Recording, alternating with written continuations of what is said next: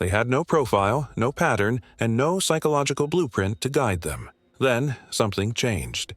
Inside a basement office at the FBI Academy in Quantico, a handful of agents started asking one simple question: why do serial killers kill? That question became the foundation of one of the most transformative efforts in criminal justice history: behavioral profiling. This is Unlocked Confidential.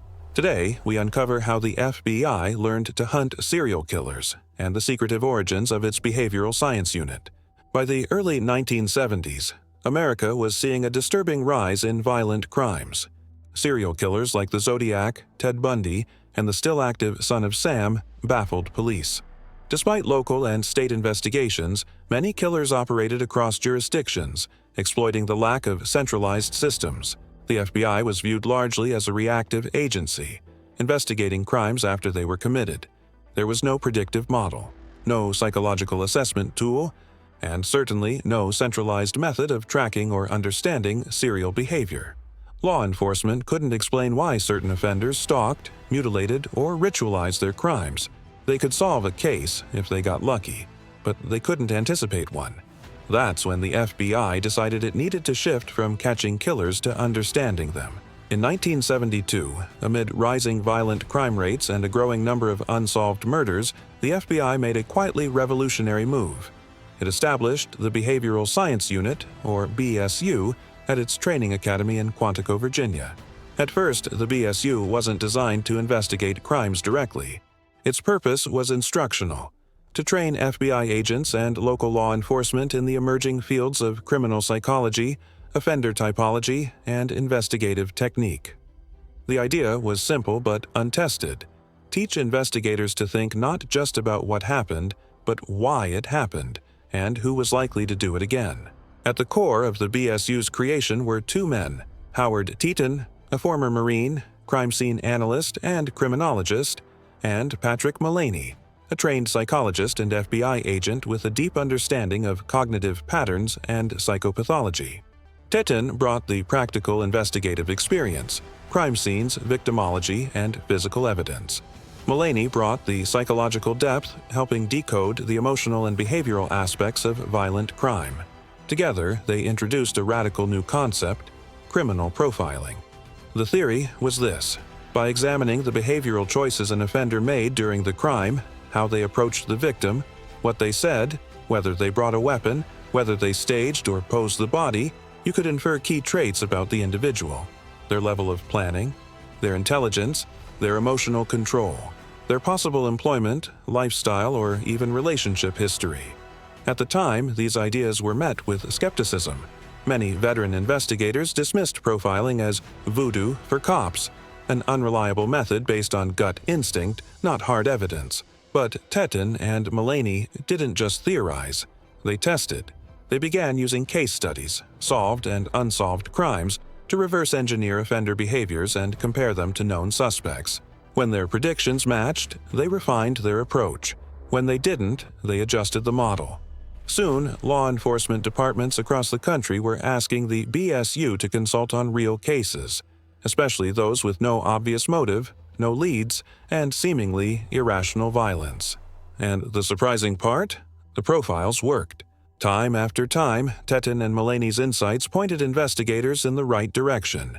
Not to a name, but to a psychological footprint that narrowed the search. And the BSU had only just begun. In the mid-1970s, the BSU welcomed two new agents who would push the unit beyond classroom theory and into the darkest corners of criminal behavior. Johnny Douglas and Robert Ressler were unlike most FBI agents. They weren't just investigators, they were thinkers, driven by a profound question that would define their careers. What causes someone to kill, repeatedly, and without remorse? Both men had academic backgrounds, but they were also experienced in criminal investigations. They believed that understanding serial offenders required more than crime scene analysis or forensic reports. It demanded psychological immersion, entering the minds of murderers, seeing the world as they did, and finding patterns that could be mapped, categorized, and eventually predicted. In 1976, they launched what would become the Criminal Personality Research Project. It was the first of its kind. a national effort to interview convicted serial killers face-to-face with the goal of building a comprehensive database of behavioral traits, criminal patterns, and psychological indicators. These weren't interrogations, they were interviews. Deep, structured conversations with individuals who had committed multiple murders, often with ritualistic or sexual components. Douglas and Ressler prepared questions that probed the origins of fantasies, victim selection, methods of control, and the emotional aftermath of the killings. They wanted to know, how did you choose your victims? What were you feeling before, during, and after the act? Did you feel a sense of power, regret, or satisfaction? Would you do it again? Their theory was bold. If they could decode the patterns, they could anticipate them in future offenders, long before a suspect even had a name. What they didn't know yet was that this project would lay the foundation for one of the FBI's most powerful investigative tools, criminal profiling, and turn them into legends in the world of criminal psychology. Over several years in the late 1970s and early 1980s, John Douglas and Robert Ressler sat across from some of the most notorious murderers in American history, armed not with handcuffs but with questions. They weren't interrogating them for fresh leads. They were building a psychological map, trying to understand what made these men kill. In total, they interviewed 36 convicted serial murderers, choosing their subjects based on the brutality, complexity, and repeat nature of their crimes. Among them, Edmund Kemper, the towering 6'9" killer who began his spree by murdering his grandparents at age 15. Later, he would kill 6 young women and his own mother, decapitating victims, violating their remains, and calmly turning himself in. Jerry Brudos, a serial strangler obsessed with women's shoes and lingerie. He often kept his victims' footwear as trophies and photographed them post-mortem, staging their bodies in disturbing ways. Richard Speck, who committed one of the most horrifying single-night massacres in American history, torturing, raping, and murdering 8 student nurses in a Chicago dormitory. Charles Manson, whose name is synonymous with cultural chaos and mass manipulation. Though not a hands-on killer in most cases, Manson used coercion, ideology, and cult-like control to orchestrate multiple brutal murders, including the infamous slaying of actress Sharon Tate. The interviews weren't just about confessions. Douglas and Ressler were searching for patterns in how these men thought, how they chose victims, how they escalated, and how they justified what they did.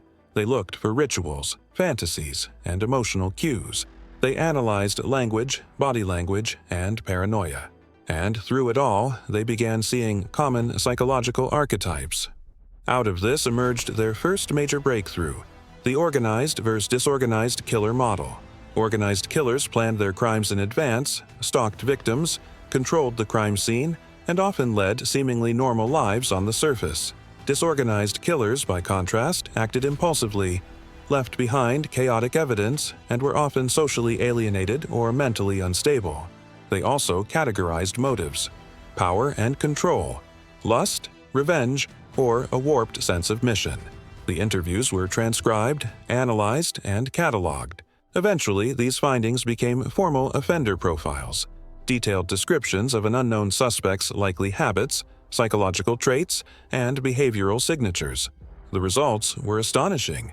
In case after case, their profiles accurately predicted a suspect's age, race, marital status, occupation, and emotional triggers, even before the suspect had been identified. It was a new frontier in law enforcement. For the first time, investigators weren't just reacting to crimes, they were anticipating who might commit the next one. As the Behavioral Science Unit began sharing its findings, law enforcement agencies across the country started listening. One of the first major public tests came with the Atlanta child murders between 1979 and 1981. More than 24 African American children and young adults were found dead across Atlanta. Robert Ressler and his team were called in to consult. Using behavioral analysis, they profiled the killer as a young black male, likely a local, with knowledge of the area and a background in law enforcement or media. When Wayne Williams was arrested in 1981 for the murder of 2 adults, that profile matched him almost perfectly. Though controversy remains around the case, Williams was convicted, and the killings stopped. Another breakthrough came in the long-running Green River Killer investigation in Washington state. Throughout the 1980s and 1990s, dozens of women were found murdered near rivers and remote wooded areas. The BSU's early profile suggested a working-class man, comfortable around sex workers, with a deep-seated resentment toward women, and an ability to blend in unnoticed. Years later, Gary Ridgway, a seemingly unremarkable truck painter, was arrested and confessed to over 70 murders. The profile had been eerily accurate, even if it took years to find the proof. Then came the case of Larry Gene Bell, a convicted double murderer in South Carolina. The BSU provided a profile during the investigation that identified the suspect's control-focused behavior and likely military background. When Bell was arrested, not only did the profile hold up, his phone calls, letters to families, and even how he staged victims showed just how deeply psychological motive could influence method. These successes weren't just forensic victories. They were proof of concept, that human behavior leaves a trail just like fingerprints. While behavioral profiling was not infallible, and some critics questioned its reliability, the results spoke for themselves. By the mid-1980s, what once seemed like psychological guesswork had become a powerful tool of modern law enforcement. And the BSU? They were just getting started. In 1984, the Behavioral Science Unit evolved. The FBI created the National Center for the Analysis of Violent Crime, NCAVC, and within it the Behavioral Analysis Unit, or BAU. The BAU expanded the BSU's work into multiple divisions: BAU-1, Counterterrorism; BAU-2, Crimes Against Adults; BAU-3, Crimes Against Children; BAU-4, Threat Assessment. Now, profiling wasn't just theory, it was embedded in national investigations. The BAU worked with local, state, and international law enforcement to solve complex violent crimes. Media attention followed. Books like Mindhunter and shows like Criminal Minds brought the unit into pop culture. But the reality was much darker and far more complex than TV would ever show. The Behavioral Science Unit and its successors fundamentally changed law enforcement. They introduced the concept of the criminal profile into everyday policing. They pushed the justice system to consider psychological patterns, not just physical evidence. They helped identify, catch, and convict dozens of serial predators. And just as importantly, they gave victims a voice by understanding the people who silenced them. Today, the BAU continues to operate, consulting on hundreds of cases each year. Its legacy is still growing, and so is the science behind it. The BSU started as a niche experiment, an idea few believed in.